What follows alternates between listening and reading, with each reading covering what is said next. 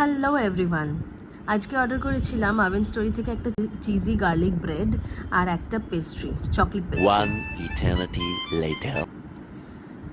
Garlic ব্রেডটা খুব যে বিশাল ভালো লেগেছে তা নয়, আমি একটু স্টাফড গার্লিক ব্রেডই অর্ডার করেছিলাম যাতে ড্রাই না হয়, but ultimately it turned out to be dry again. তো গার্লিক ব্রেড আমার কখনোই খুব একটা পছন্দ নয়, বাট ভেবেছিলাম স্টাফডটা ভালো লাগবে, but no, it was not that great. তারপরে এখানে ফ্লাইট থেকে আমাকে দিয়েছিল কর্ন চিজ স্যান্ডউইচ একটা দিয়েছিল, যেটা আমি তখন ফ্লাইটে খাইনি। ব্রেডটা ওয়াজ নট দ্যাট গ্রেট, ব্রেডটা যে বাসি সেটা পুরোপুরি বোঝা যাচ্ছিল এবং গ্রিলডও ছিল না। এবার আসি চকলেট পেস্ট্রিটাতে।